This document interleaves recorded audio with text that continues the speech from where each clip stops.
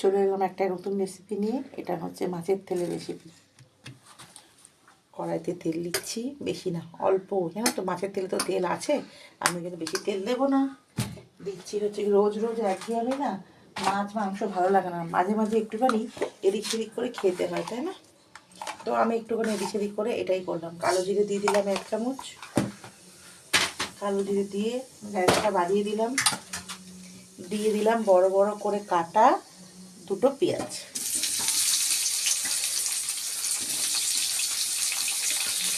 বড় বড় কাটা 2টো পেঁয়াজ দিয়ে দিলাম। মাছের তেল থেকে তো প্রচুর তেল বেরোয়, ওই জন্য মাছটা এটা যখন ভাজি অল্প তেল দিয়ে ভাজি। আচ্ছা, এর সঙ্গে দিয়ে দিলাম 5-6টা কাঁচা লঙ্কা কুচি। যে যেরকম ঝাল খেতে পছন্দ করো, আমি একটু ঝাল বেশি খাই, ওই জন্য 5-6টা দিলাম। তোমরা দুটো মানে অল্প ঝাল খেলে অল্প দেবে। তো ভালো করে একটুখানি পেঁয়াজটা ভেজে নিয়ে আসছি। এই পেঁয়াজটা একটু লাল লাল হয়ে গেছে, এখন একটু নুন দেবো, নুন দিলে আরও নরম হয়ে যাবে, তাই না? তো একটুখানি নুন দিয়ে দিই। নুন দিয়ে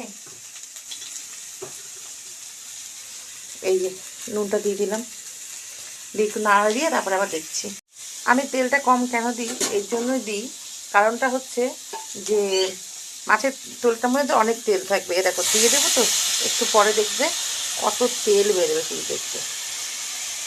আর মাছের তেল অনেক সময় তেতো হয়, তাতে কী করে বলো তো? তাহলে তোমরা মাছের তেলটা একটু চুন জলে ধুয়ে নেবে, তাতে তোমার তেতো ভাবটা কেটে যাবে। 1/2 ঘন্টার মতন ভিজিয়ে রাখবে, তাহলেই হবে। চলো এখন একটু ঢাকা দিয়ে রাখবো, তারপরে আসছি আবার। দেখো বন্ধুরা কত তেল ছেড়েছে, দেখেছো? একটুখানি হলুদ দিয়ে দেবো, এই যে অল্প একটুখানি 1 চামচ, 1/2 চামচ দিয়ে দিলাম। দিয়ে ভালো করে নাড়া দিচ্ছি, ভালো করে একটু নাড়া দেবো। আরও তেল বেরোবে, দেখো কত তেল বেরিয়েছে, তো আরও বেরোবে। এই যে আমার হয়ে গেল মাছের তেল ভাজা। তোমরা অবশ্যই একদিন এরকম করে ভেজে খেয়ে দেখো, যাতে ভালো লাগে। আবার একটা নতুন ভিডিও নিয়ে হাজির হবো। টাটা।